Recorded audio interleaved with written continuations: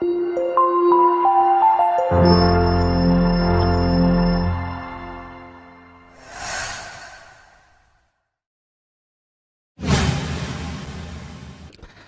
बच्चों, my self Raghuraj Singh. आज refraction का जो पिछली क्लास तक मैंने कॉन्सेप्ट आप लोगों को क्लियर कर दिए थे, उसकी केवल आज प्रैक्टिस कराऊंगा। ठीक है, बढ़िया बढ़िया सवाल कराऊंगा। ज़्यादातर फेमस किताबों में एससीबी हो, चाहे इरोडो हो, चाहे किसी भी अच्छी कोचिंग का कोई असाइनमेंट हो, सब में दिए रहते हैं। तो उन्हीं के बेसिक क्वेश्चंस मैं आपको कराता हूँ। ठीक है, तो सबसे पहले मैं स्टार्ट करता हूँ। ये फॉर्मूला मैं आपको पिछली क्लास में पढ़ा चुका हूं, μ2 by we minus μ1 by you equal to μ2 minus μ1 upon R. सबसे खास बात इसमें जो होती है, बस ये ध्यान दे लो, जैसे कोई भी स्पेरिकल सरफेस है, कोई भी स्पेरिकल सरफेस, ध्यान से सुनो। तो जैसे अगर ये एक रे यहां से आ रही है और यहां पे जाके चली गई, एक रे यहां से ऐसे आ रही है और मान लो ये चली गई, तो इसमें ध्यान रखना, इसमें जो v होता है असल में इमेज का डिस्टेंस, और वो होता है रिफ्रैक्टिंग सरफेस से। तो देखो ये डिस्टेंस इसमें हमने v बताई थी आपको, और u होता है ऑब्जेक्ट का distance from the refracting surface, तो वो डिस्टेंस u असल में ये होती है। और r इसमें होता है जिस कर्वेचर पर रिफ्रैक्शन होता है उसका रेडियस ऑफ कर्वेचर, तो r असल में इसका है। अब देखिए μ2 और μ1 का मतलब समझ लीजिए यार, ये कहीं भी हो इससे मतलब नहीं होता है। μ1 का मतलब होता है इससे जस्ट पहले ये μ1, और μ2 का मतलब रिफ्रैक्शन के तुरंत बाद। ये काफी अच्छा कॉन्सेप्ट है। ठीक है, इतनी बात आपसे मेरी हो चुकी है। अब इसी के मैं आपको कुछ एप्लीकेशंस कराता हूं। ओके, चलिए इसी के कुछ क्वेश्चंस देखते हैं। जैसे बहुत सिंपल क्वेश्चन से स्टार्ट करते हैं। जैसे ये है क्वेश्चन, एक सिलिंड्रिकल रीजन है ये, ठीक है, इसमें कोई रिफ्रैक्टिव इंडेक्स है, और ये प्रिंसिपल एक्सिस तो कहां से होती है सब बता ही चुके हैं हम। इधर एयर दिया हुआ है, इसका रेडियस ऑफ कर्वेचर, इसका रेडियस ऑफ कर्वेचर दिया है 5 सेंटीमीटर। ओके, और यहां पे एक ऑब्जेक्ट रखा हुआ है जिसको यहां से बोला गया 3 सेंटीमीटर फ्रॉम दिस सरफेस। कितना? 3 सेंटीमीटर। अब सवाल पूछा है, इसका रिफ्रैक्टिव इंडेक्स भी दिया 1.5। Find the image. अब देखिए कुछ एक दो कंफ्यूजन जो बच्चों को यूजुअली होते हैं वो मैं आपको पहले ही समझा के चलता हूं। जैसे कोई केस में फाइंड द इमेज, तो इसका मतलब है क्या? इसका मतलब सबसे पहले कि जो ऑब्जर्वर है वो यहां खड़ा हुआ है, मतलब नॉर्मल केसेस में हम यही मानते हैं कि रिफ्रैक्शन यहां से इधर हो जाएगा। नॉर्मल केसेस में यही मानते हैं, मतलब ऑब्जर्वर ये खड़ा हुआ है, ऑब्जर्वर। ठीक है, अब देखिए इमेज के लिए क्या चाहिए? ऑब्जर्वर के पास कोई भी मिनिमम 2 रेज पहुंचने चाहिए। कहां से? ऑब्जेक्ट से। तो कोई भी 2 रे छोड़ दो आप, एक तो हमेशा अलोंग द प्रिंसिपल एक्सिस छोड़ दिया करो, और ये अनडेविएटेड जाएगी। आपसे मेरी बात पिछली क्लासेस तक हो चुकी है। एक रे आप ये छोड़ दो, अब ये ऊपर मुड़ेगी, सीधी हो जाएगी, नीचे झुकेगी, ये सब ज्योमेट्री से निकलता है। लेकिन ज्योमेट्री का यूज करके हम लोगों ने एक इक्वेशन डेवलप की थी, याद करो, ये वाली μ2 बाई वी। इसमें हमने पूरी ज्योमेट्री लगा ली थी, स्नेल्स लॉ लगा लिया था।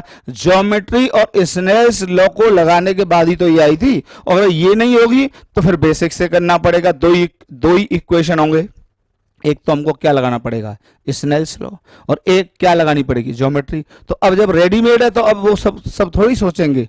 तो μ1 by you equal to μ2 minus μ1 upon R. Okay, ठीक है, अब जरा देख लेते हैं, यही तक छोड़ दो, इसके बाद ही समझ में आएगा कि ऊपर मुड़ेगी तो ठीक है कहानी। ओके, इसको हटा देता हूं, जगह नहीं है। μ2 का मतलब हवा 1, v निकालना है, इसको कोई साइन देंगे नहीं, ये डायरेक्शन क्या ले लेंगे बताइए? पॉजिटिव। माइनस μ1, पहले मीडियम का रिफ्रैक्टिव इंडेक्स 3/2, और u कितना लिखेंगे बताइए? साइन कन्वेंशन के अकॉर्डिंग -3 बराबर μ2 माइनस μ1, 1 माइनस 3/2 अपॉन आर। इस कर्वेचर का रेडियस बताइए नेगेटिव होगा कि पॉजिटिव होगा, क्योंकि इंसिडेंट रेस के अपोजिट रीजन में लाई कर रहा है सेंटर, इसलिए नेगेटिव होगा, तो यह आ जाएगा -5। सॉल्व कर लेते हैं जरा। 1/v यह आ जाएगा +1/2 बराबर यहां से आ जाएगा 1/10।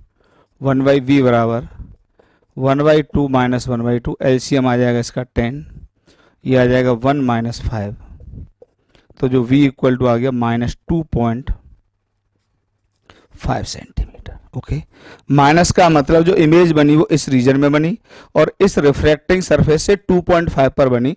अब बताइए ऑब्जेक्ट कितनी दूरी पर है रिफ्रैक्टिंग सरफेस से? 3 सेंटीमीटर। तो ये 2.5 पर बना, तो प्लीज यार ये सब सीख लो। इसका मतलब इमेज यहां बनी, और अगर यहां बनी तो लाइन या डॉट डॉट में इस तरह से जाएगी। ये पिछली क्लास से हमारी बात हो रही है। ये इमेज हो गई। बताइए इमेज रियल बनी कि वर्चुअल? वर्चुअल बनी, क्योंकि ये इंसिडेंट जोन है, और इंसिडेंट जोन किसकी होती है? ऑब्जेक्ट की, और इमेज बन गई इसकी दुनिया में। फिर मैं एक बार रिपीट कर देता हूं, रिफ्रैक्टेड जोन में अगर इमेज बने तो रियल, इंसिडेंट जोन में इमेज बने तो वर्चुअल, इंसिडेंट जोन में ऑब्जेक्ट है तो रियल, और इंसिडेंट जोन में अगर रिफ्रैक्टेड जोन में अगर ऑब्जेक्ट है तो वर्चुअल। बस incident zone object, refracted zone image. कितना आसान है, अपने अपने इलाके में रियल और एक दूसरे के इलाके में वर्चुअल। कितना सिंपल है, आप आसानी से सोचिए। तो हम इसको ब्रैकेट में लिखेंगे वर्चुअल इमेज। ओके, चलिए उतारो, स्क्रीनशॉट लेते रहो जल्दी जल्दी, एकदम आसान क्वेश्चन है, बहुत तेजी से करा दूंगा, ठीक है, ज्यादा टाइम नहीं लगेगा, लेकिन प्रैक्टिस बहुत जरूरी है।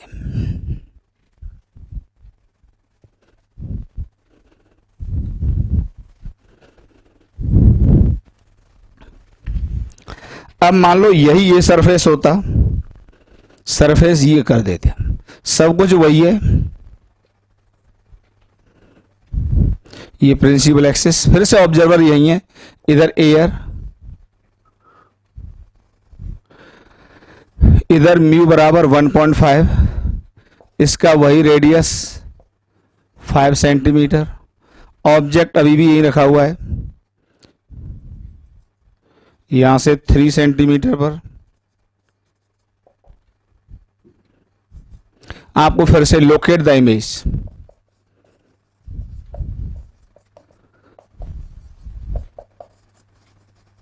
ठीक है बेटा, लोकेट द इमेज, फिर से इमेज को लोकेट करना है। तो बात वही होगी, एक रे तो आप ये ले लो सीधे सीधे, और एक रे और लेनी पड़ेगी। अब फिर से वही वाली बात, ये रे इधर मुड़ेगी, सीधे जाएगी, ऊपर उठेगी, ये डिसीजन उस इक्वेशन के बाद किया करो, इतना बना लिया करो पहले, ठीक है। तो इक्वेशन कौन सी आ जाएगी? μ2/v minus μ1/u equal to μ2 minus μ1 upon R. Okay, μ2 का मतलब हवा हो जाएगा, क्योंकि सेकंड मीडियम ये है, तो हवा बटे v, इसको कोई साइन देंगे नहीं, ये डायरेक्शन क्या ले लेंगे? पॉजिटिव, काफी चर्चा हो चुकी है। माइनस μ1 का मतलब बेटा 1.5, u का मतलब हमेशा की तरह -3 बराबर 1 - 1.5 अपॉन रेडियस बोले तो। अब की बार ध्यान से देखो, curvature, centre of curvature right hand side में लाई कर रहा हुआ इस रीजन में, और वो इंसिडेंट रे के डायरेक्शन में, इसलिए क्या होगा? पॉजिटिव होगा, तो इसको क्या लिखेंगे? +5। यही अंतर है पहले वाले में और इसमें केवल। तो ये आ जाएगा 1/v, यहाँ कितना आएगा? +1/2 बराबर यहाँ कितना आएगा बताइए? -1/10। तो 1/v इक्वल टू -1/2 - 1/10, एलसीएम ले हुए तो एलसीएम आ जाएगा 10, सही है ना? ठीक है, एलसीएम आ जाएगा 10, तो यहाँ आ जाएगा ये -5 -1, तो v इक्वल टू 10/6 माइनस का, तो ये आ गया माइनस का 5/3 इक्वल टू -1.66 सेंटीमीटर। इसमें फिर भी एक बार चेक कर लो, कोई एरर तो नहीं है, क्योंकि ये क्या हो गया? रेडियस प्लस लिखेंगे, प्लस, तो ये आ गया, पहले वाले में इसको माइनस लिखा था तो प्लस हो गया था, ठीक है। ये तो यही था, कोई एरर तो है नहीं मेरे हिसाब से, क्योंकि μ2 1 हो गया, μ1 हो गया 1.5, रेडियस ऑफ कर्वेचर +5 आएगा, -1/10 एलसीएम लिया 10 5 और ये हो जाएगा माइनस इतना 6, 10/6 माइनस, तो माइनस का मतलब यहाँ पर आ गया। अब की बार यहाँ आ गया, इमेज ये आ गई। यहाँ से कितनी दूरी पर? 1.66। अब देखिए इमेज यहाँ पर आई है तो ये भी रे इस तरह से मुड़ जाएंगे। क्लियर? आराम से उतारते रहो, एकदम आसान क्वेश्चन से। हटाएं, हटा दें, चलो बस प्रैक्टिस करते रहो, उसी में सब सही हो जाएगा।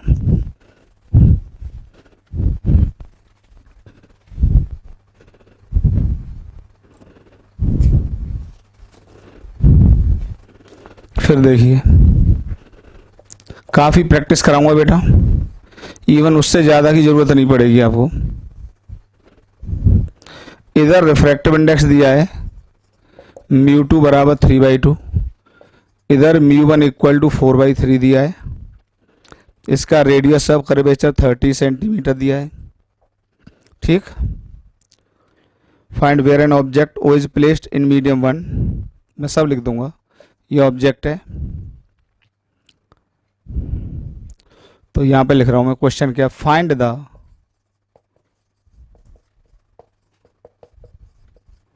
Position of object in first medium, find the position of object in first medium so that the light rays after refraction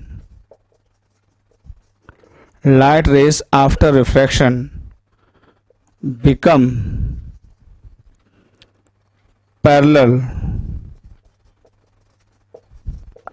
to the optic axis।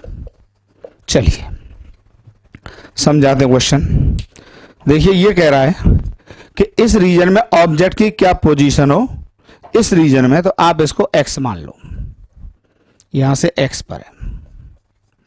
तो रिफ्रैक्शन के बाद जो रेज हो जाएं वो ऑप्टिक एक्सिस, तो ध्यान रखना प्रिंसिपल एक्सिस को ऑप्टिक एक्सिस भी कई बार बोला जाता है।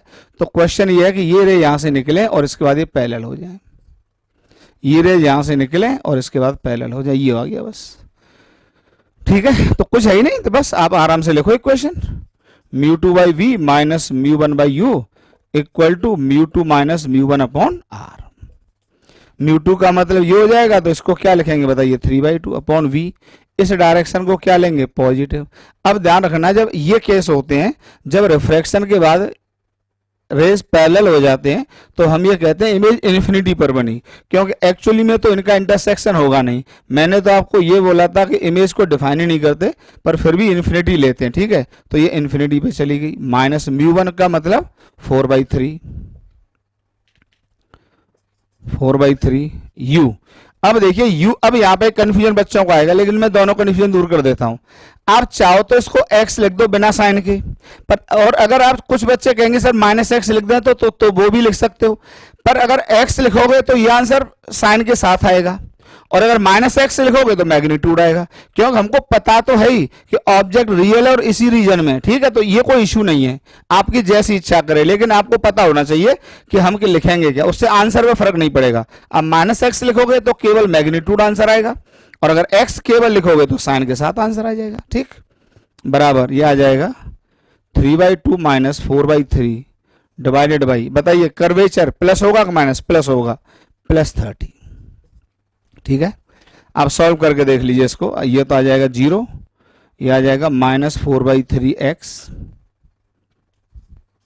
इज इक्वल टू, देखो ये जो आएगा इसका कितना आएगा डिफरेंस, अलग से इसको देख लो, 3/2 माइनस 4/3, एलसीएम 6 लोगे, 2 3 6 9 माइनस 8, तो ये आ जाएगा 1/6। ठीक, 1/6 का मतलब हो गया 1/6 इंटू 30। तो यहाँ से बताइए x की जो वैल्यू आ गई वो हो गई -4 इंटू 6 इंटू 30 डिवाइडेड बाई 3, 3 से 2 बार गया, 4 दूनी 8, 8 3 24 बराबर कितना आ गया? -240 सेंटीमीटर। ठीक है, मैंने पहले ही कहा था कि ये माइनस के साथ आ रहा है तो आना भी चाहिए, क्योंकि रियल ऑब्जेक्ट है, वो दिया ही था, लेकिन वो माइनस के साथ ही आएगा क्योंकि आपने यहां पर ऑप्टिक्स का कोई भी साइन यूज नहीं किया था। आराम से पॉज करके उतारो, हटाएं, चलो पॉज करके या स्क्रीनशॉट ले लिया करो, इससे आपको दिक्कत नहीं होगी। मुझको बढ़ने दो आगे सॉल्व कर करके, क्वेश्चन जरूर लिख लिया करो बेटा। फिर नेक्स्ट क्वेश्चन देखिए, अब की बारी स्पेयर है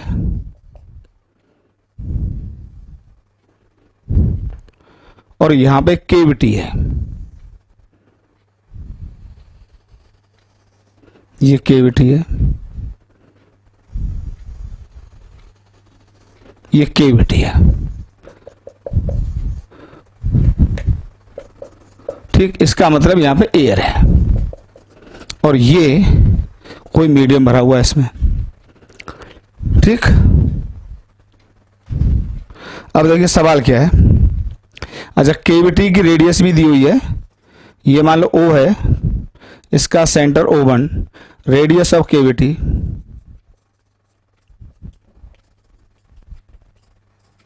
इक्वल टू R/2। तो इसका मतलब अगर केविटी का रेडियस R/2 है तो इसका मतलब ये यहां से R/2, तो ये R तो इसके सेंटर से पास कर रही है, तो केविटी ये है, ओके। इसका रेडियस कितना दिया है? R, okay. अब सवाल क्या पूछा है? Find the refractive index of the, आराम से देखना, find the refractive index of the sphere if a parallel beam of light falling on left surface focuses at point P। P वाला पॉइंट ये दिया हुआ है, यहां पर P पॉइंट ये दिया है, ठीक। क्वेश्चन समझ लो जरा। Find the refractive index of the sphere, इसका रिफ्रैक्टिव इंडेक्स पूछा है, म्यू बराबर क्या? Refractive index of the sphere if a parallel beam of light falling on the left surface. अब देखिए आपके दो हाथ होते हैं, तो राइट हैंड ये और लेफ्ट हैंड ये, तो लेफ्ट से लाइट गिर रही है, तो मैं यहां पे हटाऊंगा इसको, तो लाइट असल में यहां से गिर रही है, ध्यान रखना ये, ठीक है, ये लाइट गिर रही है।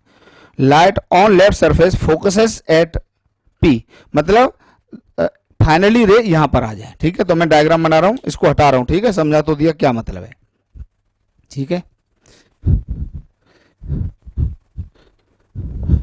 इसका रेडियस R दिया हुआ है, अब देखो, ठीक। अब देखिए लाइट यहां से आ रही है, असल में चाहता ये है, ठीक। अब देखो आपको ये भी अच्छा, फॉलिंग, जब लाइट इधर से गिर रही है तो ऑब्वियसली हम कैसी मानेंगे? पैरेलल, वैसे पैरेलल लिखा भी होगा कहीं, पैरेलल बीम लिखा है, तो ये पैरेलल बीम यहां से आ रही है, क्वेश्चन में भी लिखा होगा, आपने पढ़ लिया होगा। अब पहले रिफ्रैक्शन यहां पर होगा, तो फर्स्ट रिफ्रैक्शन, इसको फर्स्ट कह देता हूं, फर्स्ट रिफ्रैक्शन। तो देखिए फर्स्ट रिफ्रैक्शन, पहले रिफ्रैक्शन के बाद क्या होगा? फॉर्मूला वही यूज होगा, μ2/v minus μ1/u equal to μ2 minus μ1/r। अब देखिए म्यू इसका होगा, तो यहां से हम म्यू निकाल लो, म्यू वी हमें पता नहीं कहां निकलेगा, माइनस μ1 बताइए क्या होगा? μ1 होगा हवा इधर, ठीक, अपॉन यू क्या होगा? इन्फिनिटी, बराबर म्यू माइनस 1/r। आर इस कर्वेचर का पड़ेगा, तो यहां से क्या हो जाएगा? आर ही हो जाएगा, ओके। तो यहां से आ जाएगा μ/v equal to mu minus 1/r, ठीक। तो यहां से v फाइंड आउट कर लो, v इक्वल टू आ गया mu r upon mu minus 1, इसको कहता हूं इक्वेशन नंबर 1, ठीक। अब देखिए ये रेज यहां से इस तरीके से मुड़े होंगे, अब ये रिफ्रैक्शन होगा, ठीक है। अब ये सेकंड रिफ्रैक्शन होगा यहां पर, ये हो जाएगा सेकंड रिफ्रैक्शन। ओके, ये हो जाएगा सेकंड रिफ्रैक्शन। अब देखिए जो भी इमेज आई होगी, अब इसके रिफ्रैक्शन के बाद, इसके रिफ्रैक्शन के बाद जो रेज आ जाए वो ये आ जाए। अब यहां से ये इस तरह से जाने चाहिए, तभी तो फोकस होगा यहां पर। इस रिफ्रैक्शन के बाद रेज यहां पर जाके मिल जाए, इस तरीके से कहानी है। तो पहले रिफ्रैक्शन की जो इमेज है वो ये mu R upon mu minus one, लेकिन वो डिस्टेंस तो यहीं से मेजर की होगी, ठीक है, जो भी डिस्टेंस हो। अब हमें सेकंड रिफ्रैक्शन कराना है, प्लीज यहां तक देख लो। तो पहले रिफ्रैक्शन की डिस्टेंस ये आ गई। ओके, अब सेकंड रिफ्रैक्शन में जब आप यूज करोगे, देखो ध्यान से, तो ये डिस्टेंस कितनी होगी बताइए, यहां से आर होगी। और मान लीजिए ये रे आगे यहां पर जाके मिलते, अगर ये रास्ते में कोई नहीं आता तो मान लीजिए आप ये, तो एक तरह से ये जो डिस्टेंस होगी इस सरफेस से, यहीं से तो मेजर होगी, तो ये कितनी होगी बताइए, ये होगी mu R upon mu minus one होगी, ठीक है, ये होगी।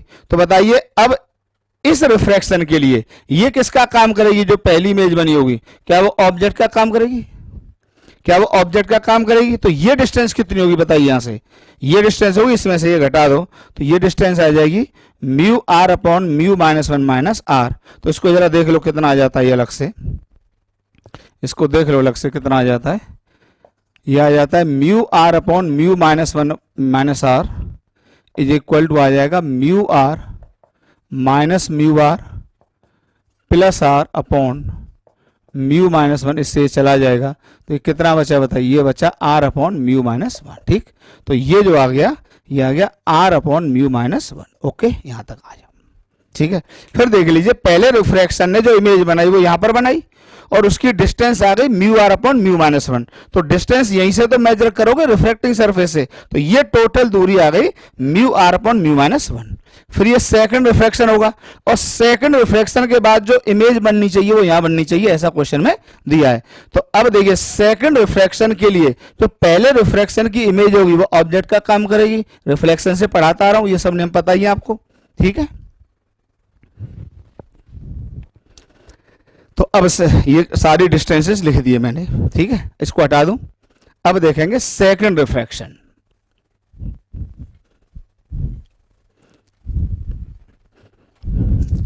सेकंड रिफ्रैक्शन,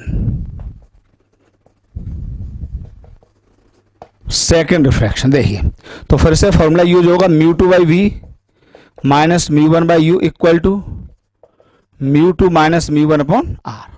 अब देखिए म्यू टू यहाँ पे एयर है तो वन यूज होगा, वी जरा देखो, अब यहां से ये डिस्टेंस आर होगी, तो इस सेकंड रिफ्रैक्शन की इमेज इस सरफेस से यहां जा रही है, तो आप इसको लिखेंगे प्लस आर, क्योंकि डायरेक्शन तो यही पॉजिटिव लोगे, इंसिडेंट रेज के डायरेक्शन में, plus R minus mu one, वो यहां से आ रही है तो म्यू वन ये लिखा जाएगा म्यू, क्योंकि मैं आपको बता चुका हूं रिफ्रैक्शन से तुरंत पहले तो यही है, तो म्यू का मीडियम यही है, ये म्यू है तो म्यू यू। अब देखिए u की वैल्यू क्या लिखेंगे, u की वैल्यू ये लिखी जाएगी जिसकी वैल्यू कितनी है R upon mu minus one, और ये ठीक है, तो आप इसको लिख दो R upon mu minus one, ठीक, इज इक्वल टू यहां आ जाएगा one minus mu upon R, ठीक है। तो म्यू की वैल्यू पूछी है, आप इसको सॉल्व कर लीजिए, ये आ जाएगा one upon R minus mu minus one upon R, okay, is equal to one minus mu upon are.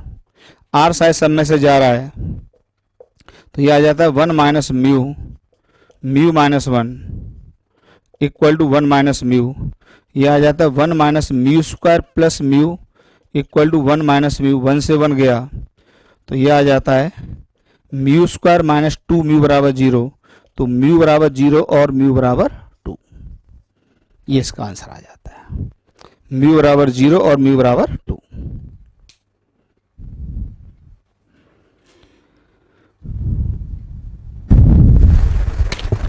अच्छा, इसमें यार थोड़ा सा देख लो, जब इसमें सेकंड रिफ्रैक्शन हो रहा है तो वो इस कर्वेचर पर हो रहा है, इसका रेडियस आर नहीं होगा, आर बाई टू होगा, क्योंकि इसका रेडियस आर बाई टू है, ठीक है। तो यहाँ पर ये हल्की सी मुझसे एरर हो गई है, तो ये वैल्यू कितनी पुट होगी आर बाई टू, ओके, ठीक है, आर बाई टू पुट होगी, तो उसी के हिसाब से हल्का सा इसका आंसर चेंज हो जाएगा, बाद बाकी ऐसे ही हो गई है, वो कैसे हो जाती है एरर भैया, हम भी यार इंसान ही है, ऐसा कुछ नहीं है। ठीक है, तो ये कितना हो गया, ये 2 पर पहुंच जाएगा तो आर तो सब में से चला ही जाएगा, ये चला ही जाएगा, तो ये आ गया 1 minus mu square plus mu equal to 2 minus 2 mu. Okay, तो ये आ गया ऊपर तक जाके म्यू स्क्वायर माइनस 3 म्यू और प्लस 1 इक्वल टू 0। जब इसको सॉल्व करेंगे तो 3 प्लस माइनस ये आ जाएगा 9 माइनस 4 डिवाइडेड बाई 2, तो माइनस वाला रूट तो रिजेक्ट करेंगे, mu equal to 3 plus root 5 by 2। Okay, this is your answer. देखो इस सरफेस पे जो रिफ्रैक्शन होगा इसका रेडियस तो आर होगा, लेकिन जब इस सरफेस पे होगा तो इसका रेडियस तो r/2 होगा ना, तो इसका रेडियस r/2। ठीक है, एक्चुअली इसके चक्कर में गलती हो जाती है, जनरली हो जाती है, ऐसा कुछ नहीं है। ठीक, हटाएं। एकदम बढ़िया क्वेश्चन समझ में आ रहे हैं, आप इतने क्वेश्चन करिए, फिर आप अपना कॉन्फिडेंस देखिए आप ऑप्टिक्स में, फिर आप अपना कॉन्फिडेंस देखिए।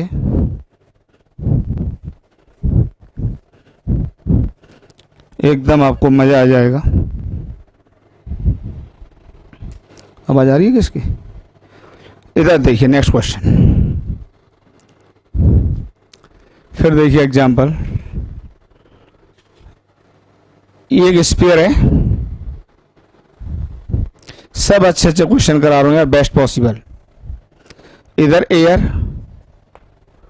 इधर एयर, ठीक, और इसका सेंटर ऑफ कर्वेचर यहां पर, ठीक, इसका रेडियस दिया हुआ है 10 सेंटीमीटर, और एक ऑब्जेक्ट यहां पर रखा हुआ है जो कि यहां से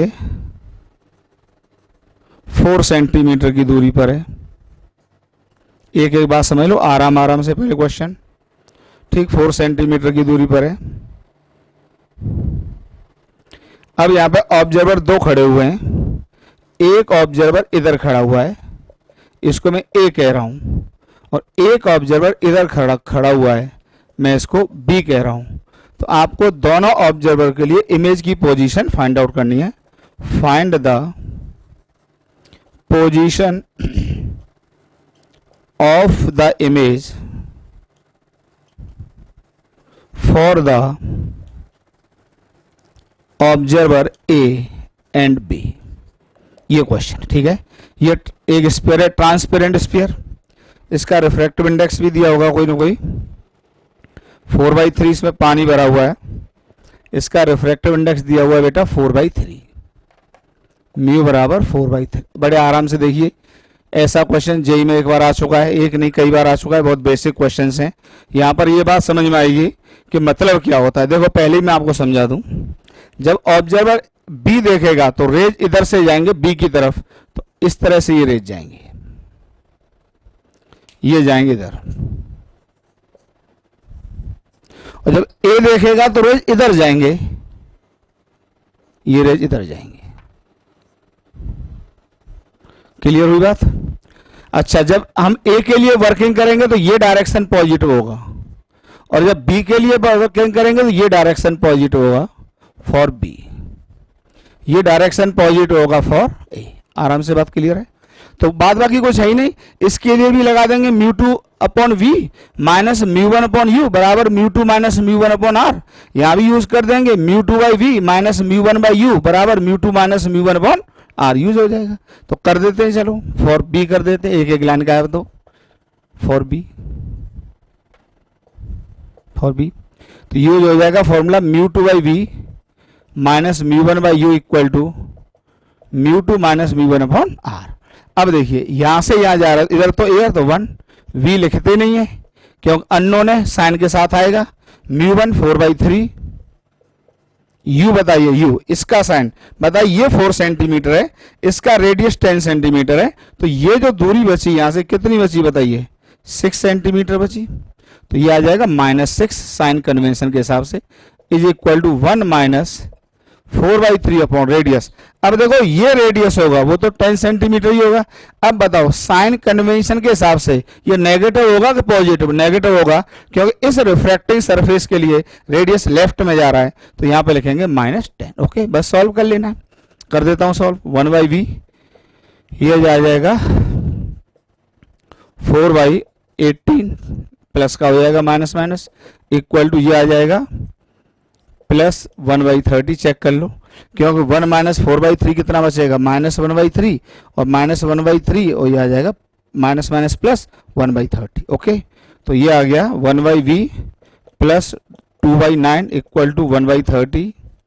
तो 1/v इक्वल टू आ जाएगा 1/30 माइनस 2/9। इसका एलसीएम कितना आ जाएगा बताइए, ये आ जाएगा 270, 270 जाएगा तो 30, ये आ जाएगा 9 माइनस ये जाएगा 30, 60। तो जो v इक्वल टू आ जाएगा या vb इक्वल टू कह दो आप इसको, तो ये आ जाएगा 270 माइनस का 270 डिवाइडेड बाई -51 इतने सेंटीमीटर। ये कितना होता है ये ज़रा मैं कैलकुलेटर से देख के आपको बताता हूँ। देना ज़रा mobile.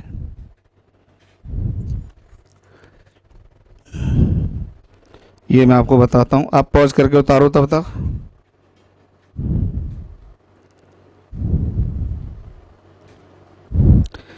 To 270 divided by 51 5.3 centimetre होता है बेटा, लगभग 5.3 सेंटीमीटर।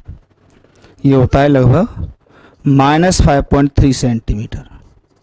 ठीक है, तो अब ये आपके लिए लोकेट करना आसान है। ये 6 है और ये 5 है, तो इसका मतलब इससे आगे गई तो इमेज यहाँ चली गई, तो इसको IB कह दो। अब यहाँ चली गई तो यहाँ से डॉट डॉट जाएगी, ऐसे ऐसे लाइन। बहुत आसान होता है ये जो तरीका बताया, पहले इमेज लोकेट कर लो, उसके बाद ये आ जाए। IB क्लियर हो गया। चलिए पॉज करके उतारो। तो IB की जो पोजीशन हो गई वो यहाँ से ये कितनी हो गई 5.3 सेंटीमीटर। ध्यान रखना यहाँ पर माइनस नहीं लिखते हैं, वो तो माइनस ये बताने के लिए आई गया कि इसके लेफ्ट में इमेज बनी। अब हम A के लिए देखेंगे, अब हम A के लिए देखेंगे। हटाएं इसको। चलिए बहुत बढ़िया, एक एक बात क्लियर हो रही है आपको।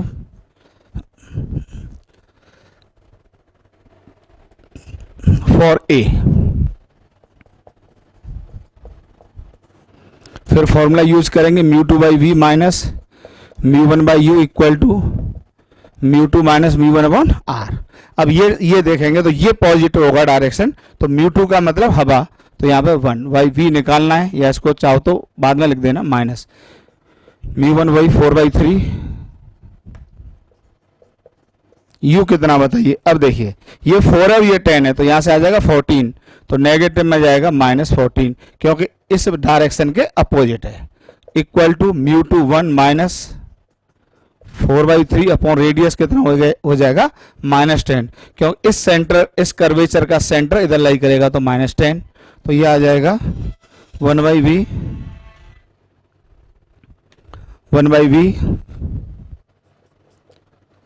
प्लस ये कितना आ जाएगा जरा देखिए, ये आ जाएगा 2/2 से 2 बार 2/21। ओके, इक्वल टू ये कितना आ जाएगा, ये आ जाएगा फिर से वही 1/30।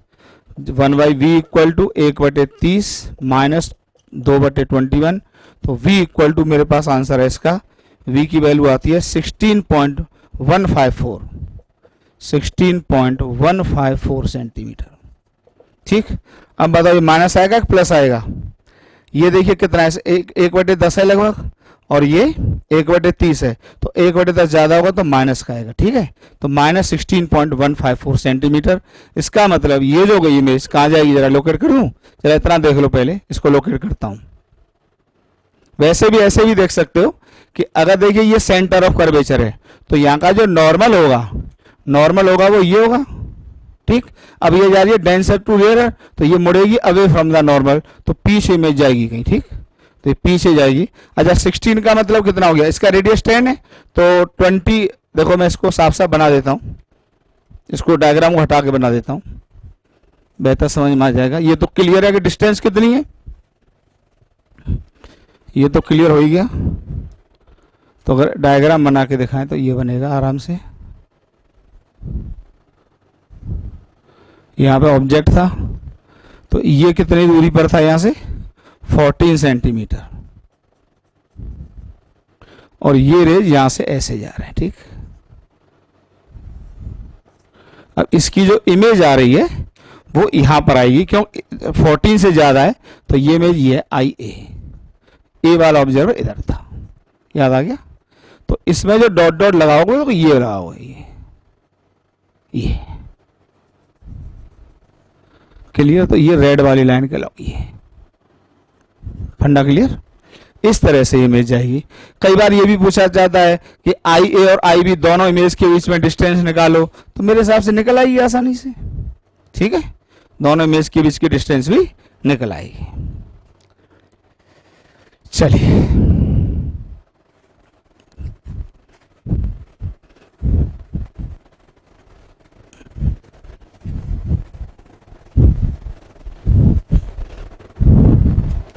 नेक्स्ट क्वेश्चन देखो। एक हेमिस्फीयर है, करते चलो बस एग्जांपल, जो पिछली क्लास में पढ़ाया हूं उसकी सब प्रैक्टिस करनी है।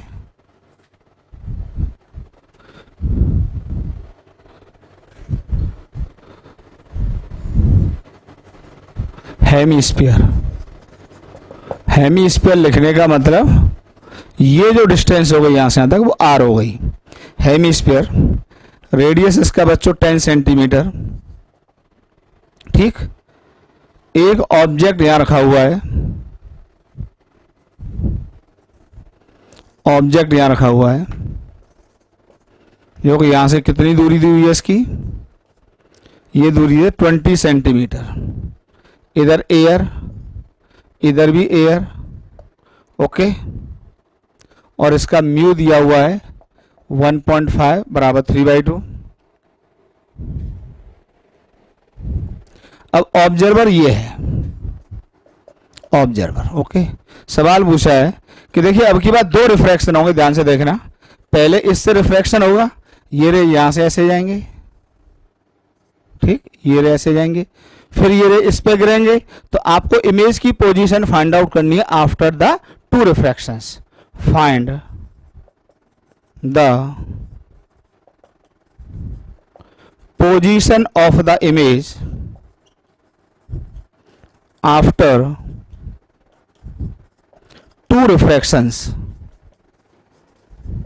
दो रिफ्रैक्शंस के बाद इमेज की पोजीशन फाइंड आउट करनी। ओके, चलिए पॉज करके पहले ट्राई करो, क्योंकि अब काफी कुछ सीख लिया आप लोगों ने।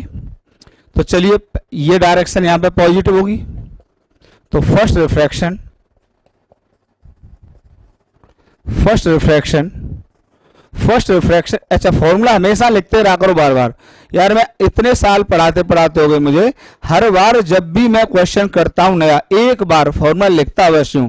तो प्लीज यार ये मत भूला करो हमेशा, कोई टाइम नहीं बर्बाद होता है। ठीक, ये आ जाएगा μ2 माइनस μ1/r। अब देखो μ2 3/2 दिया है, तो ये आ जाएगा 3/2। v निकालना है, माइनस μ1 हवा u बताइए कितना दिया, -20 बराबर 0, क्योंकि इस सरफेस का रेडियस कितना होगा, इनफाइनाइट। जब भी पैरेलल सरफेस से रिफ्रैक्शन हो तो μ2 माइनस μ1/r की वैल्यू तो हमेशा क्या आ जाएगी, 0 आ जाएगी। तो यहां से देखिए जरा, 3/2 v बराबर -1/20, तो v इक्वल टू मेरे हिसाब से आ जाता है -30 सेंटीमीटर। ओके, तो -30 का मतलब इसके बाद ही बनाया करो इसको।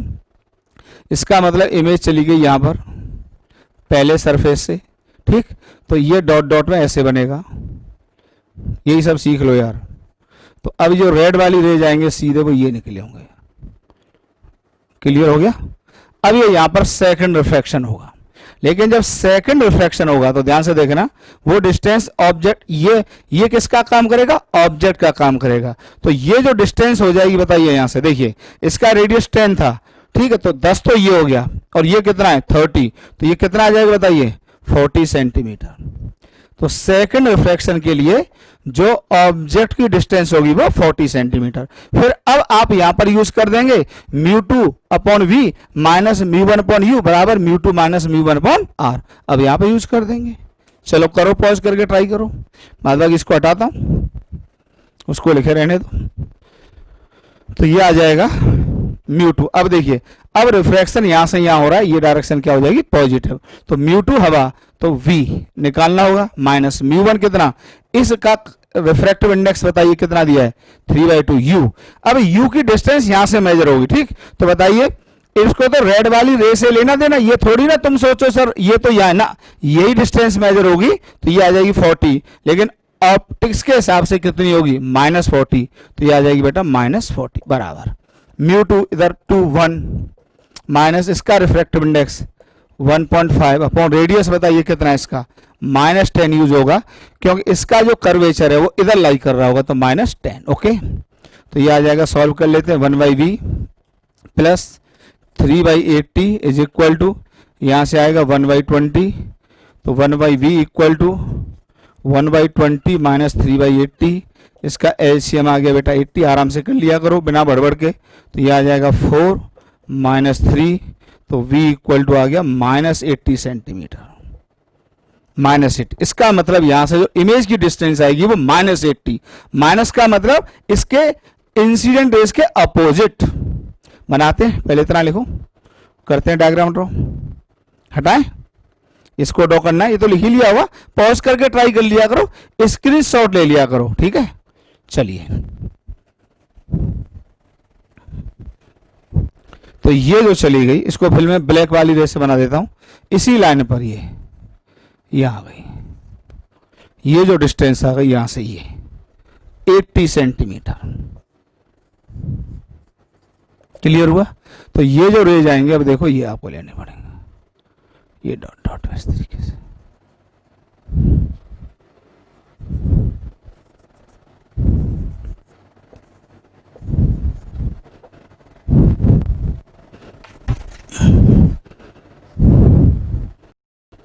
ये 80 सेंटीमीटर, ठीक है। अब ये इसके तरफ से ये, तो बताइए इस ऑब्जर्वर को फाइनल इमेज यहां पे दिखाई देगी ये I2, तो जो फाइनल इमेज इस ऑब्जेक्ट की जो दिखाई देगी इसको, इस ऑब्जर्वर को इस सरफेस से कितनी दूर दिखाई देगी, 80 सेंटीमीटर। फाइनल इमेज रियल है कि वर्चुअल है, वर्चुअल, क्योंकि अगर इस दुनिया में बनती तो रियल होती, लेकिन वो ऑब्जेक्ट की दुनिया में बनी है, वर्चुअल में है, तो ये फाइनल इमेज कैसी है, वर्चुअल।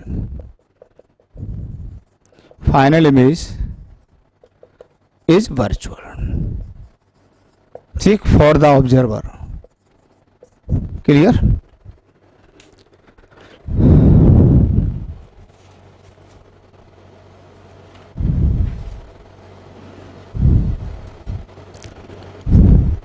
हटाएं, पॉज करके ट्राई करो, हटाएं,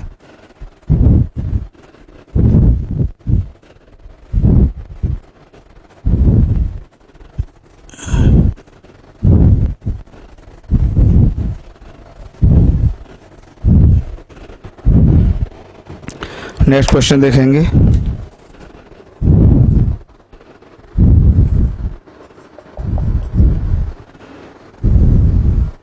ये ट्रांसपेरेंट स्फीयर है,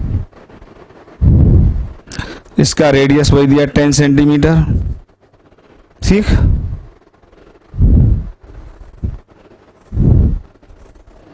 इधर से रेज आ रहा है, इंसिडेंट रेज पैरेलल आ रहे हैं, ठीक।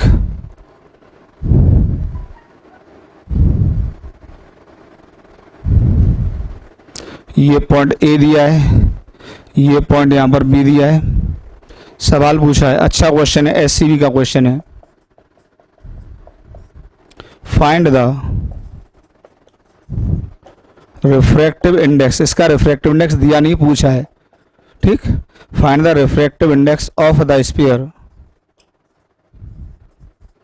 सो दैट ऑल इंसिडेंट रेज, ठीक, all incident rays converse at point B, ये बी पॉइंट है, सभी रेज यहीं पे कन्वर्ज कर जाएं, इसका मतलब रिफ्रैक्शन के बाद सब यहां आ जाइए, ये इसका डायग्राम लाना है।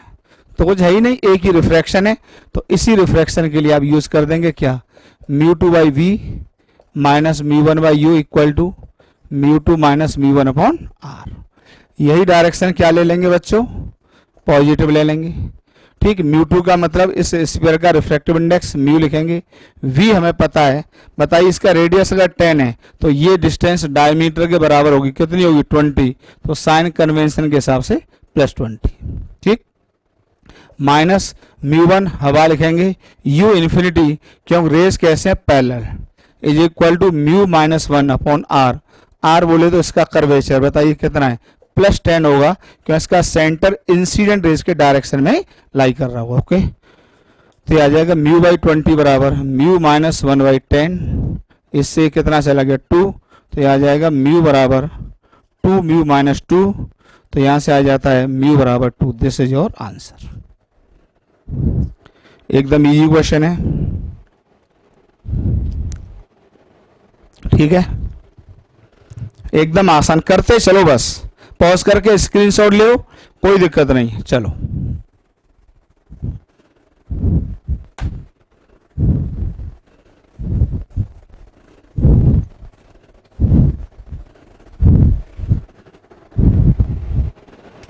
फिर एक क्वेश्चन देखेंगे, फिर से एक ट्रांसपेरेंट स्फीयर है।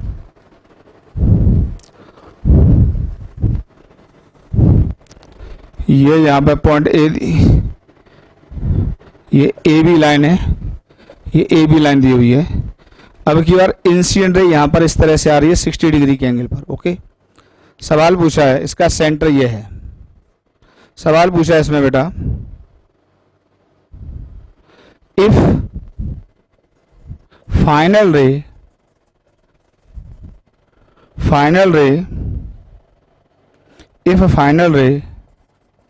emerges parallel to the line AB, ठीक, then find the refractive index of the sphere। तो आपको स्फीयर का रिफ्रैक्टिव इंडेक्स पूछा है। ओके, चलिए पॉज करके ट्राई करो, पॉज करके ट्राई करो। तो देखिए इसमें क्या है भाई, अब देखिए इसका एयर मान लिया, इसका आप कोई म्यू मान लो। अब ये जा रही है रेयर से डेंसर, तो ये यहाँ पर नॉर्मल का काम करेगा क्योंकि सेंटर से जो लाइन पास करती है वो नॉर्मल होती है, तो rare to denser towards the normal ऐसे झुक जाएगी। फिर आप यहाँ पर नॉर्मल ड्रॉ करेंगे, फिर आप यहाँ पे नॉर्मल ड्रॉ करेंगे, आराम से देख लो। अच्छा, ये इसके पैरेलल जानी है, ये इसकी कहानी है, ठीक है, ये इसकी कहानी है। तो एक बात बताइए, अगर ये 60 है तो इसको आप कोई थीटा मान लो। अगर ये थीटा है तो एक बात बताओ, जितना रेडियस आर होगा उतना ही आर ये होगा। अगर ये थीटा तो ये भी तो थीटा होगा। तो अब आपको मैथमेटिक्स पता रहती है कि 60 डिग्री से भेजने में थीटा पर ले जा रही है, तो थीटा से जब भेजोगे तो कितने में निकलेगी 60 पर, तो ये 60 डिग्री का एंगल होगा। क्लियर हुआ, ये 60 डिग्री का एंगल होगा, ये 60 डिग्री का एंगल होगा।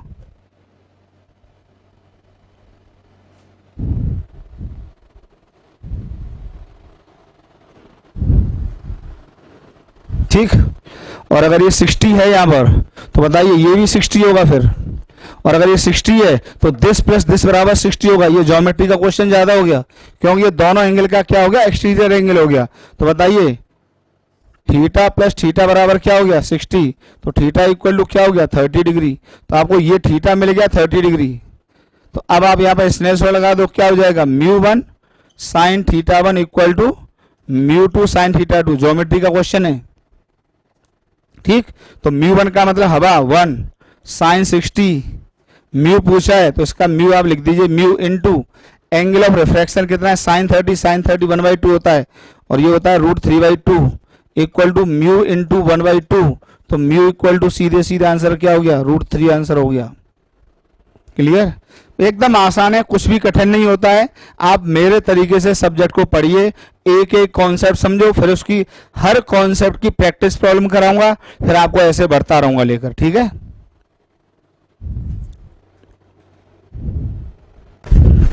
फिर देखिए क्वेश्चन, अब की बार क्वेश्चन मैंने बोर्ड पे पहले से लिख दिया है, ठीक है। देखो एक ये है हेमीस्फीयर, इसको पॉलिश कर दिया गया है, ठीक है। इसका ये सरफेस रिफ्लेक्टिंग है, इसका रेडियस और कर्वेचर 10 सेंटीमीटर, यहाँ पे एयर है, इस साइड में एयर। बहुत अच्छा क्वेश्चन है, ये भी ध्यान से देखो। यहाँ पे एक ऑब्जर्वर खड़ा हुआ है। अब जो बबल है जिसको हम ऑब्जेक्ट कह रहे हैं, ये यहाँ से 6 सेंटीमीटर है from the flat surface. The position of the air bubble made by the mirror. अब देखो इसकी जो इमेज होगी, पहले मैं बता दूं, देखो इसमें एक तो ध्यान से सुनना, देखो यहाँ पर क्या होगा, एक तो डायरेक्ट रेज जाएंगे यहाँ से, अभी समझाता हूँ, और एक रिफ्लेक्शन के बाद भी रह जाएंगे, ठीक है। जैसे मैं यहाँ खड़ा हूं तो एक आप मुझे डायरेक्ट देख रहे हैं ना, ये तो डायरेक्ट इमेज हो गई। और एक अगर ये मिरर होता तो रिफ्लेक्शन के बाद भी तो आप पे रे पहुंचते, तो मेरी इमेज भी तो दिखाई देती। जब भाई कोई आदमी शीशे के सामने खड़ा होता है तो आपको उसकी दो इमेज दिखाई देते हैं, एक तो स्वयं वो आदमी दिखाई देता है और एक मिरर के अंदर दिखाई देता है, ठीक है। तो यही बताना है कि रिफ्लेक्शन के बाद वाली इमेज को ये ऑब्जर्वर कहां देखेगा। बहुत अच्छा क्वेश्चन है। पहले मैं कंफ्यूजन दूर कर दूं आपके, बिल्कुल भी। जैसे देखो जो पूछा वो सुन लो पहले। जैसे ये मान लो स्फीयर होता है, हेमीस्फीयर, ठीक है, इसको पॉलिश कर लो भले ही। अब देखो एक तो डायरेक्ट इमेज ऐसे बनेगी कि ये यहाँ पे ऑब्जेक्ट है और ये यहाँ से 6 सेंटीमीटर पर, आराम से देख लो। तो ये रे ऐसे जाएंगे, देखो ये ऐसे, और रिफ्रैक्शन के बाद denser to rare away from the normal bend कर जाएंगे। तो यहाँ पे जो इस, अगर हम डायरेक्ट रिफ्रैक्शन की इमेज की बात करते तो ये इसका आंसर आ जाता, पहले बता दें, μ2/v minus μ1/u equal to 0 कर दें, क्योंकि प्लेन सरफेस से रिफ्रैक्शन में ये वाला टर्म क्या हो जाता है, 0। इधर हवा है तो एयर को 1 लिख दें, v निकालना है, माइनस μ1 इसका रिफ्रैक्टिव इंडेक्स कितना दिया हुआ है, इसका refractive index 1.5, mu equal to 1.5, तो इसका रिफ्रैक्टिव इंडेक्स दिया बेटा 1.5। u बताइए इस सरफेस से ये कितना है, -6 बराबर 0। तो यहाँ से v को देखोगे तो आ जाएगा 6/3/2 बराबर 4 सेंटीमीटर।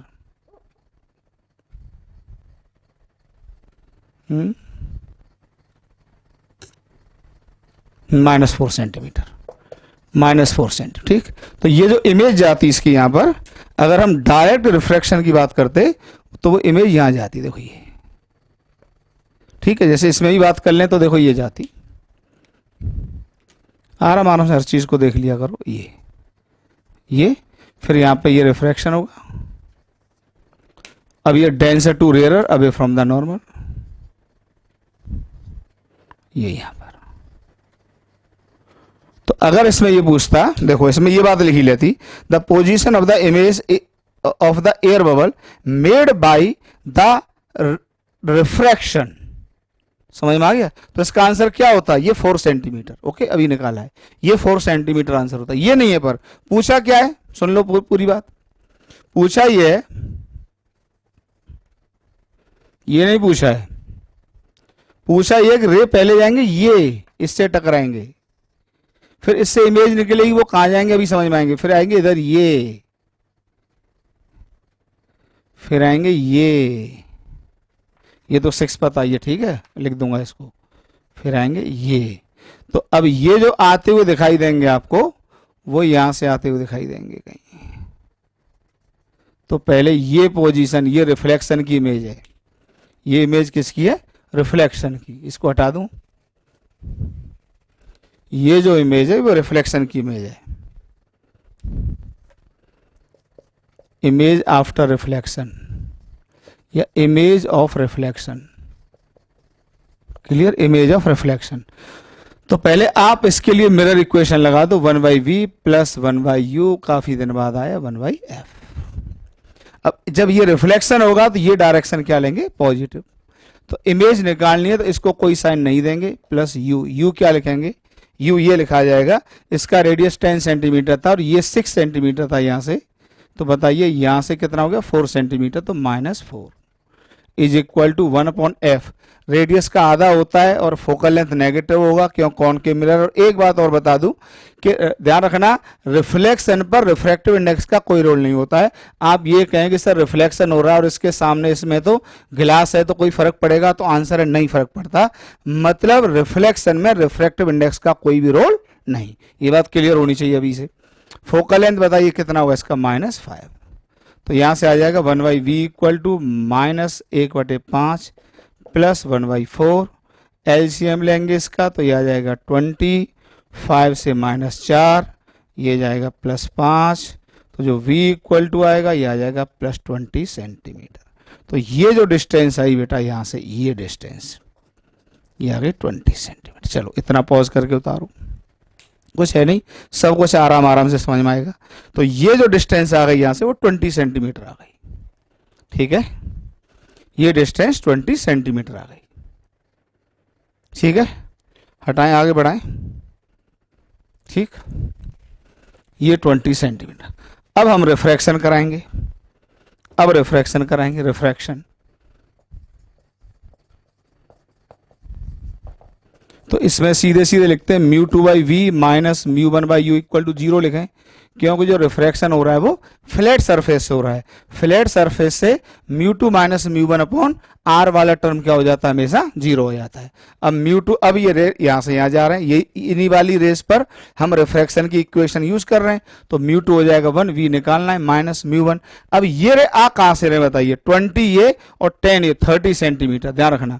तो ये आ जाएगा 3/2 और u कौन होगा बताइए, -30 होगा प्लीज, क्योंकि अब ये डायरेक्शन क्या लेंगे इसके लिए, पॉजिटिव, इस सरफेस से, and this is equal to 0। तो ये आ जाएगा 1/v इज इक्वल टू, ये आ जाएगा -3/60। तो यहाँ से v इक्वल टू आ जाएगा कितना, आगे बताइए, -20 सेंटीमीटर, ठीक, -20 सेंटीमीटर। तो -20 का मतलब क्या हो गया जरा बताइए, 20 ये है और 10 ये है, तो इसका मतलब ये जो रेज आ गए वो यहाँ से आते हुए दिखाई देंगे, ये I2 आ जाएगी। तो ये डॉट डॉट में, ये जो डॉट डॉट वाला फंडा बताया है पसंद आना चाहिए आपको, सारे कन्फ्यूजन दूर हो जाते हैं इससे। ये ऐसे जाएंगे, क्लियर हो गया, अरे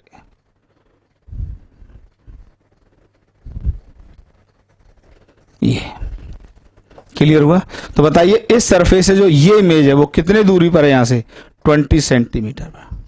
तो बताइए ऑप्शन कौन सा हो गया, 16 centimetre below the flat surface, flat surface से ही मेजरमेंट दिए हुए हैं, आंसर बी हो गया।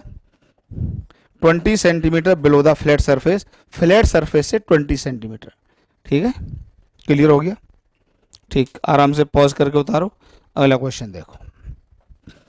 ये सब जेईई में क्वेश्चन आ चुके हैं बेटा, बहुत अच्छे अच्छे सवाल हैं, कॉन्फिडेंस आपका बहुत अच्छा होगा, आप हर क्वेश्चन को बड़े ईमानदारी से करके देखो।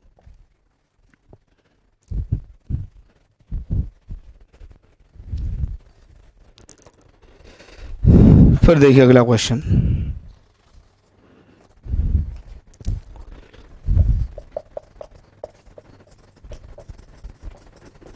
A quarter circle of radius r, a quarter circle of radius r and mu बराबर 1.5 is placed, जेई का क्वेश्चन है, जेई का एडवांस का क्वेश्चन है, is placed on a table, एक टेबल पर रखा हुआ है, ठीक, ये इसका ये है, डायग्राम भी दिया हुआ है, अभी समझाता हूं डायग्राम। अब यहां पे एक पॉइंट P है और इसका रेडियस यहां से R है और ये डिस्टेंस यहां से m टाइम्स ऑफ R दी है।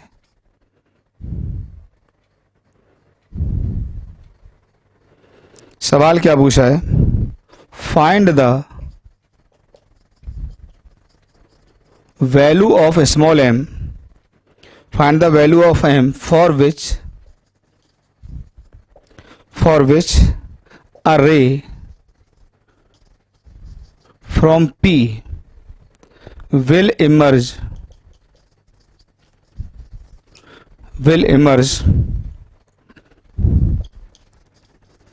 parallel to the surface to the table। मतलब ये है, ध्यान से सुनो, पहले तो मैं आपको इसका मतलब बता रहा हूं, quarter circle, quarter cylinder, quarter cylinder का मतलब बता रहा हूं। देखो सिलेंडर को ध्यान से देखो तो यही तो होता है, ये होता है। अब क्वार्टर का होता है, इसके 4 टुकड़े कर दो,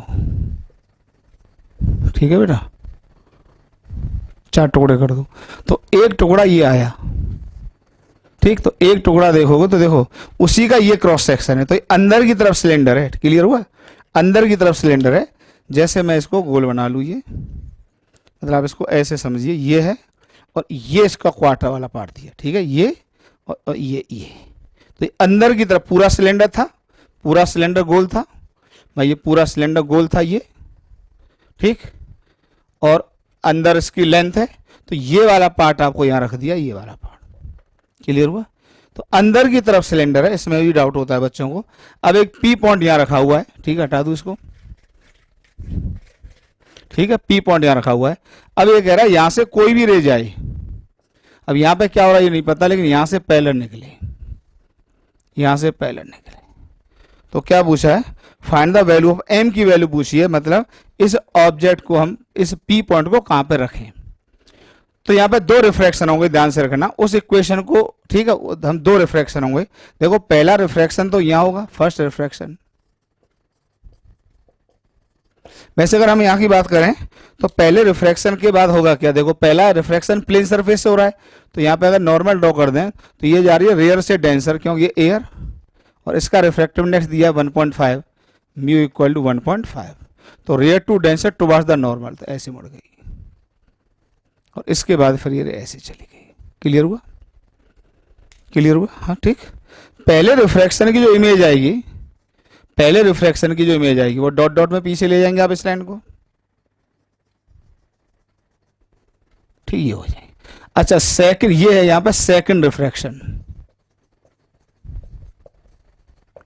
पहले रिफ्रैक्शन की इमेज सेकंड रिफ्रैक्शन के लिए किसका काम करेगी, ऑब्जेक्ट का काम करेगी।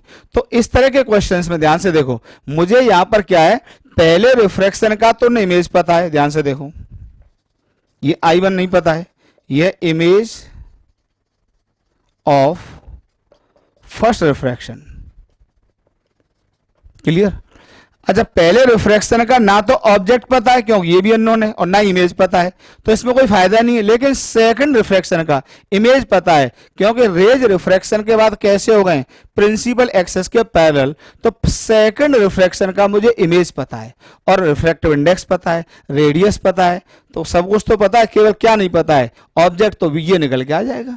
तो पहले रिफ्रैक्शन पे वर्किंग करनी चाहिए कि सेकंड पर, ऑब्वियसली सेकंड पर, क्योंकि पहले रिफ्रैक्शन का ना ये पता है ना ये पता है, लेकिन सेकंड रिफ्रैक्शन का इमेज पता है। तो सेकंड रिफ्रैक्शन का अगर इमेज पता है तो इस यहां पर इक्वेशन लगा के, जो कि मेरे पास थी, अच्छा जब तक कुछ ना दिया हो तब तक हम पैरा एक्सियल रेज के लिए बातें करते हैं, ठीक है। तो ये आ जाएगा, जब ये आ जाएगा तो फिर ये भी आ जाएगा। जेई एडवांस का क्वेश्चन है, कठिन कहीं से भी नहीं। तो पहले हम देखेंगे सेकंड रिफ्रैक्शन। यार ये मैंने आपको नई बात बताई यहां पर, क्योंकि अब की बार ये सब लॉजिकल क्वेश्चन है, सेकंड रिफ्रैक्शन ही क्यों देखेंगे ये बात मैंने आपको समझा दी।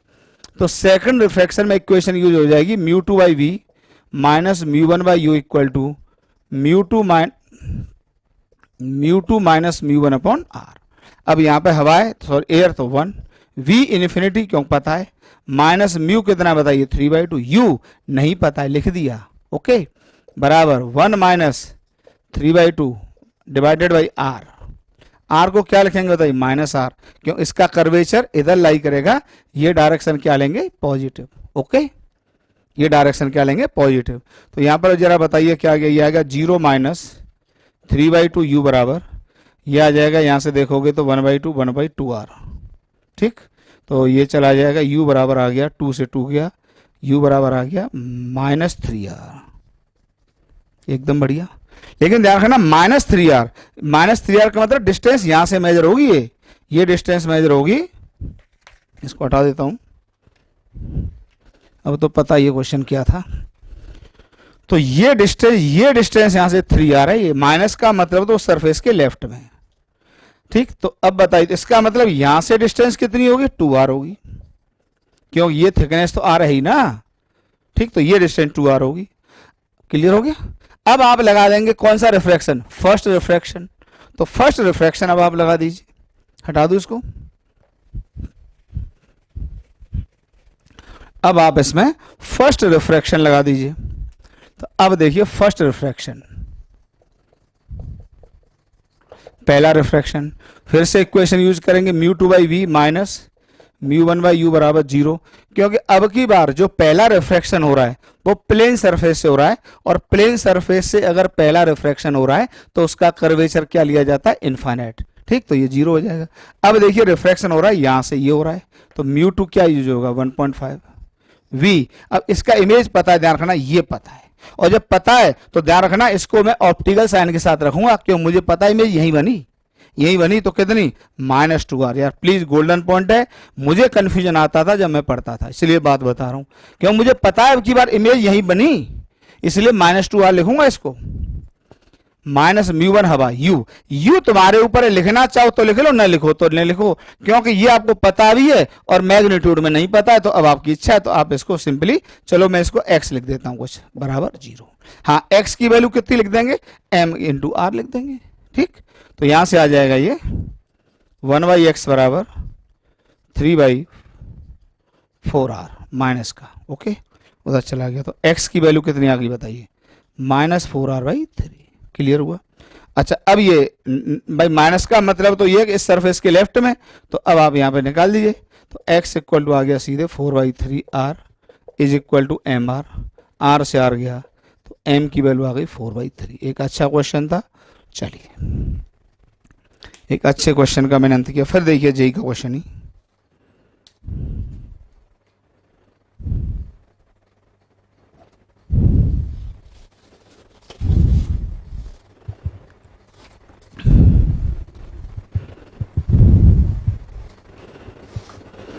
चलिए हटाएं।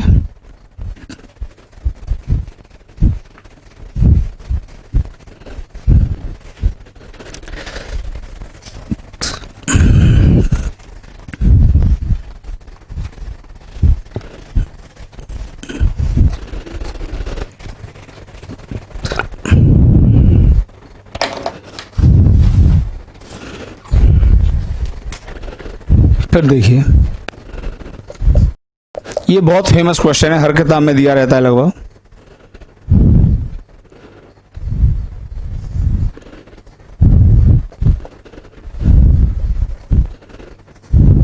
हर अच्छी किताब में लगभग दिया रहता है। ये फिर से हेमिस्फीयर दिया है, हेमिस्फीयर। अब देखिए यहां पे एक बीम ऑफ लाइट आ रही है, इस बीम का डायमीटर दिया है। प्लीज यार, अगर आपको बीम का डायमीटर दिया है तो ध्यान से देखना, बीम का डायमीटर ये d दिया है, ये यहां से यहां तक d दिया है। अच्छा क्वेश्चन है, ठीक।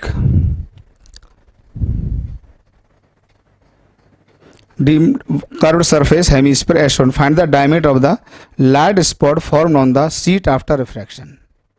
ठीक, अच्छा ये सीट है, ये यहां पर इसको स्क्रीन मान रहा है, इसी को स्क्रीन माना जा रहा है, ये स्क्रीन है, ये स्क्रीन है।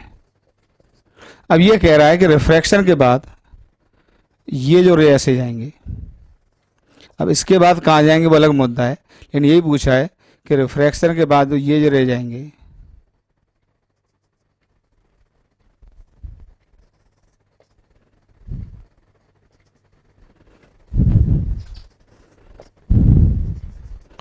ये यहां पर कितने स्पॉट में लाइट होगी ये पूछा है, इसका डायमीटर पूछा है, इसका डायमीटर d डैश, कुछ है ही नहीं, ये डायमीटर पूछा है। बात क्लियर हो गई। ये यहां पे एक d के डायमीटर की बीम आ रही है। अब क्या होगा, ये इसको देखो मैं आपको समझा दूं, क्यों मैंने रेज को कन्वर्स किया ये भी समझा दूं। इसका सेंटर यहां होगा, तो ये नॉर्मल यहां पे ऐसे डालोगे, ठीक। तो अब देखो ये जा रही है रेयर से डेंसर, तो डेंसर की तरफ जा रही है, तो ये नॉर्मल है, तो नॉर्मल की तरफ बेंडिंग होगी तो ऐसे जाएगी। हाँ अभी इसके बाद भी देखो क्या होगा, अगर यहाँ की बात कर रहे होते तो इसके बाद की कहानी में अगर पूरी कहानी बना दूँ आपको, तो देखो पूरी कहानी कुछ ऐसी होगी। पहले यहाँ से इसकी बेंडिंग हुई है, ठीक है। अब देखो यहाँ पर क्या, ये डेंस, फिर ये ऐसे मुड़ जाएगी, क्योंकि यहाँ पर तो जा रही थी रेयर से डेंसर, तो नॉर्मल की तरफ मुड़ी, फिर ये जा रही है डेंसर टू रेयर, फिर मुड़ेगी अवे फ्रॉम द नॉर्मल, और यहाँ पे नॉर्मल ये होगा तो इसका। लेकिन हमें आगे की कहानी की जरूरत ही नहीं है, हमको तो यही पूछा है कि इसका डायमीटर कितना होगा d डैश, क्लियर हुआ? डी डैश कितना होगा? तो कुछ है ही नहीं, देखो आराम से निकाल लेते हैं। ये यहां से कितना होगा? आर होगा। तो इसमें पहले रिफ्रैक्शन से ये निकाल लेते हैं कि ये जो इमेज बनेगी ये कितनी दूरी पर बनेगी। ओके, तो पहले रिफ्रैक्शन की इमेज निकाल लेते हैं। तो फर्स्ट रिफ्रैक्शन, ये ज्योमेट्री का क्वेश्चन है, ये भी पहला रिफ्रैक्शन, तो यूज होगा mu two by we minus mu one by you equal to mu two minus mu one upon R. अब रे जा रहा है यहां से यहां, रिफ्रैक्टिव इंडेक्स कितना दिया है इसका जरा देखो, गिलास का दिया है, रिफ्रैक्टिव इंडेक्स लिखा नहीं है, तो गिलास का दिया है तो मैं म्यू को कितना मानूंगा? 3/2। ठीक, म्यू को 3/2 मानेंगे। ओके, म्यू को 3/2 मानेंगे। ओके, तो म्यू टू कितना हो जाएगा? 3/2।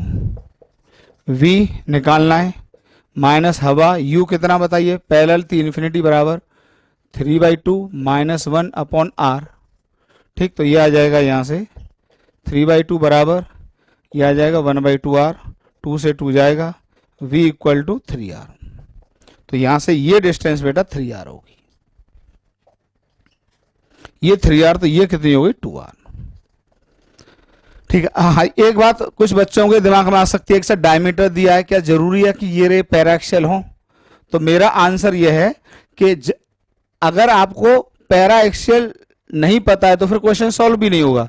अगर रेज को पैराक्सियल नहीं देगा तो इस तरह की कोई ज्योमेट्री दे देगा कि आपको हिंट लग जाएगा कि रेज आर नॉट पैराक्सियल। पर आज मैंने जितने भी क्वेश्चंस कराए सब मैंने पैराक्सियल रेज के लिए कराए। अगर नॉन पैराक्सियल रेज में इमेज फॉर्मेशन मुझे करानी होगी तो मैं अपने आप आपको अलग से करा दूंगा बताकर, वो आपको दिख जाता है, कोई कठिन बात नहीं होती है। ठीक, अब ये निकालना है तो इसमें कुछ है ही नहीं। देखो, अच्छा एक बात बताओ, यहां का जो डायमीटर होगा ये हिट करने से जस्ट पहले ये, यार ये तो अभी भी डी होगा ना, तो कुछ है ही नहीं। अब देखो ये एंगल थीटा, तो अब आप इसमें टेन थीटा लगा दो। कैसे टेन थीटा लगाओगे? दिस अपॉन दिस बराबर दिस अपॉन दिस, क्योंकि ये एंगल इसके लिए और इसके लिए तो सेम ही है ना। तो अब आप इसमें ज्योमेट्री लगा दो। ये ज्योमेट्री के जितने क्वेश्चंस होते हैं यार एग्जाम के लिए हमेशा अच्छे होते हैं, ये ध्यान रखना। अगर किसी में ऑप्टिक्स का कोई या फिजिक्स का कोई कॉन्सेप्ट आ गया और थोड़ी सी ज्योमेट्री आ गई तो क्वेश्चन बहुत अच्छा हो जाता है हमेशा। ठीक है, तो अब आप सीधे सीधे टेन थीटा लगा दीजिए। टेन थीटा बराबर बताइए, इसमें लगाएंगे दिस अपॉन दिस, तो इसको लिखेंगे डी डैश बाई 2 अपॉन, ये डिस्टेंस कितनी थी बताइए? 2r इज इक्वल टू, अब ये लिखेंगे ये कितना था? d/2 अपॉन, ये डिस्टेंस कितनी थी बताइए? यहां से 3r, तो r से r गया, 2 से 2 मर गया, तो d डैश बाई 2 बराबर d/3, तो d dash equal to 2d/3। ठीक है, एक अच्छा सवाल था। d dash equal to 2d/3। Clear? आराम से देख लीजिए।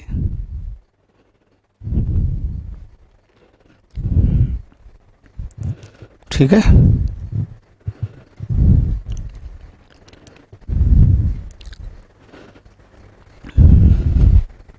एक लास्ट क्वेश्चन होगा। चलो एक बढ़िया क्वेश्चन और देख लो, IITJ का पूछा हुआ सवाल है, काफी अच्छा क्वेश्चन है। यहां पर क्या एक बॉक्स दिया हुआ है रेक्टेंगुलर, ये बॉक्स रेक्टेंगुलर नहीं सॉरी, ABCD, ये इसका रिफ्रैक्टिव इंडेक्स म्यू बराबर √2, इधर भी एयर, लेकिन इधर वाली दुनिया में रिफ्रैक्टिव इंडेक्स है 1.54। यहाँ पे एक कर्व सरफेस से इसमें कट लगाया गया है जिसका रेडियस है 40 सेंटीमीटर, और ये एक सरफेस है जो कि हॉरिजॉन्टल से 60 डिग्री पे झुका हुआ है। ठीक है, क्लियर है? अब देखो यहां से एक रे 45 डिग्री के एंगल पर इंसिडेंट कराई जा रही है। क्लियर? अब ये रे यहां से रिफ्रैक्ट करेगी, फिर इससे रिफ्रैक्ट करेगी, दो रिफ्रैक्शन जाएंगे, जैसे भी गए, मान लो ये जाएगा फिर ये जाएगा, ऐसे जो भी जाए वो तभी देख लिया जाएगा। ठीक है, तो पूछा है the incident ray shown in figure hit line PQ, line PQ ये लाइन PQ दिखाई गई है, hit line PQ at E, इस पॉइंट पर हिट कर रही है जो कि मैंने बनाया था। यहां से ये गई फिर ये गई, E पर हिट किया।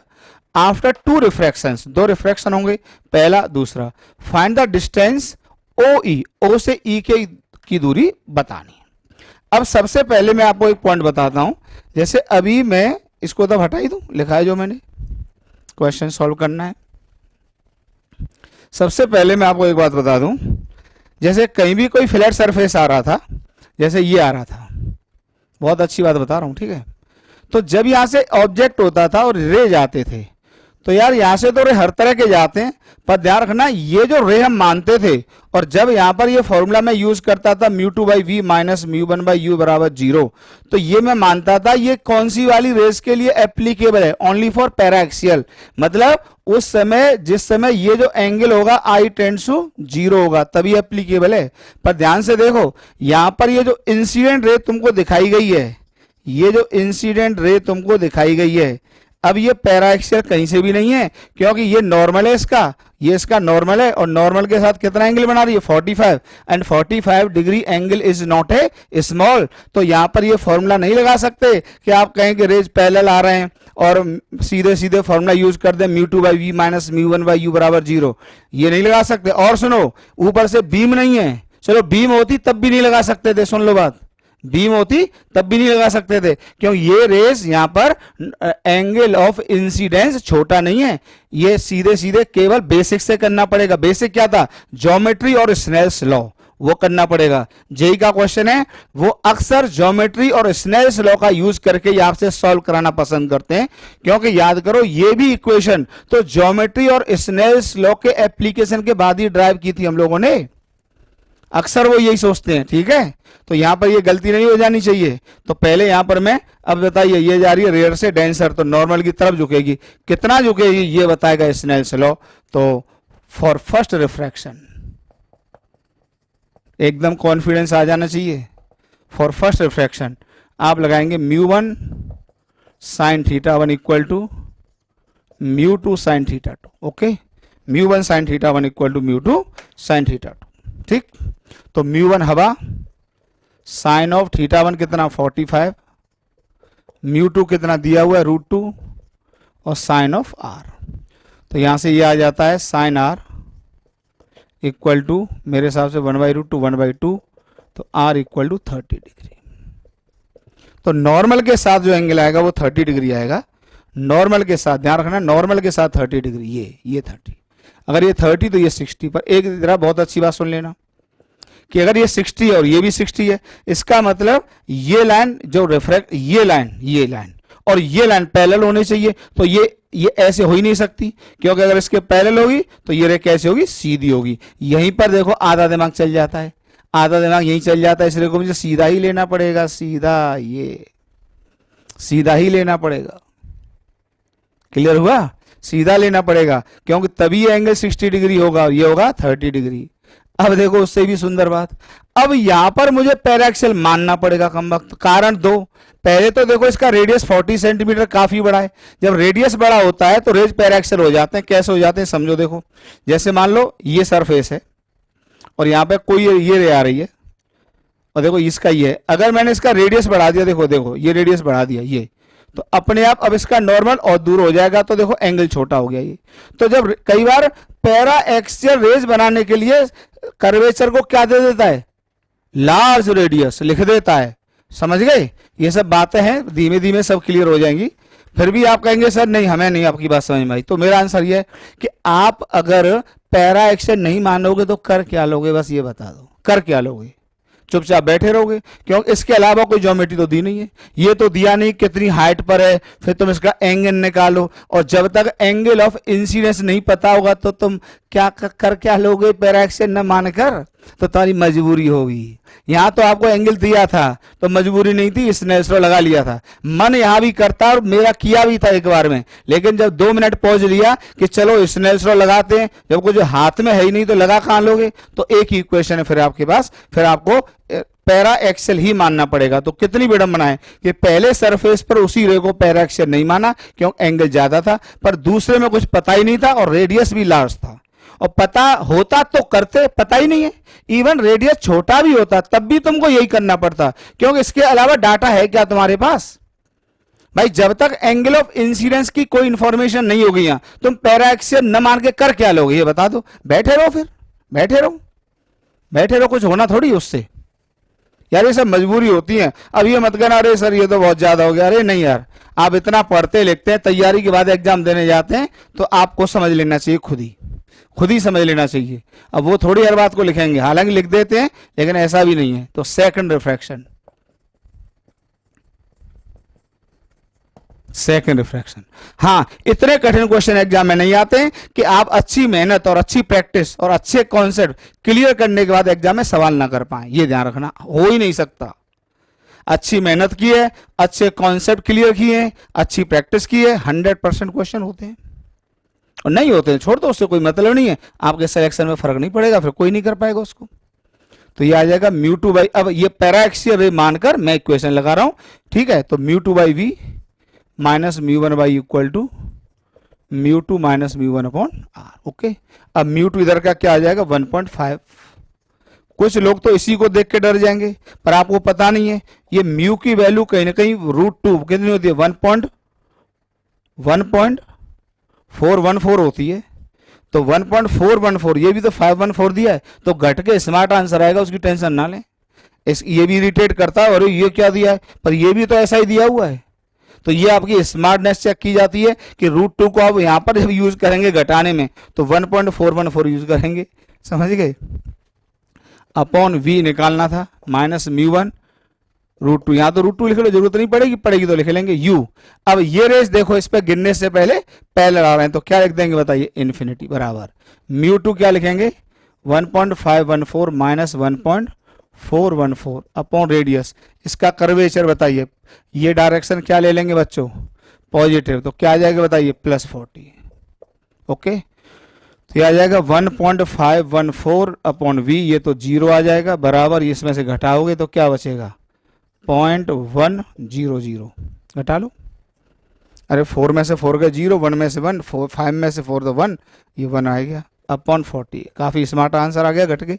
तो v इक्वल टू, ध्यान से देखिए, ये आ गया 1.514 इंटू 40 डिवाइडेड बाई 0.1, तो v इक्वल टू आ गया 15.14 इंटू 40। जब गुणा करोगे तो ये आ जाएगा 40 से गुणा करोगे तो 16, 5, 40 से गुणा कर रहे हो ना, तो 0 आएगा, 4 चौक 16, 1 4 1 4 5 और 60, इतने सेंटीमीटर, 605.6 सेंटीमीटर। ठीक, ठीक है, या इसको कहना चाहो मीटर में तो 60.56 मीटर। ठीक, तो ये जो डिस्टेंस आ जाएगी ये ऐसे जाएगी, ये डिस्टेंस यहाँ से 60.56 मीटर। ओके, एकदम बढ़िया क्वेश्चन था जेई का, अच्छा क्वेश्चन। ठीक है, तो आज की क्लास यहीं रोकता हूँ। काफ़ी प्रैक्टिस हो गई है, बची हुई प्रैक्टिस आप एससीबी से क्वेश्चन छांट के कर सकते हैं। बाद बाकी अभी मैं असाइनमेंट नहीं दे रहा हूँ, और अगर जिन बच्चों को असाइनमेंट चाहिए तो वो अपना वहाँ कमेंट कर दिया करो, फिर मुझे नंबर दे दिया करो, तो मैं आपको व्हाट्सएप से भेज देता हूँ, कुछ बच्चों को भेजता भी रहता हूँ। ठीक है, चलो मेहनत करते रहो, यहीं रोकते हैं आज की क्लास।